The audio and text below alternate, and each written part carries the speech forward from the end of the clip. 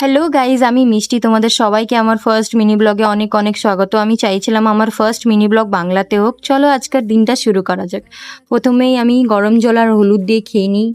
তারপরে অনেক বৃষ্টি পড়ছিল আমাদের এখানে, তাই আমি দেখতে গেছিলাম রোদ্দুর হচ্ছে কিনা। আমি দেখি রোদ্দুর হয়ে গেছে, তাই মাথা ধুয়ে স্নান করব ভাবি, আর করে নিই আর বাড়িতে পুজো দিয়ে তারপর আমি রেডি হয়ে যাই মন্দিরে যাওয়ার জন্য।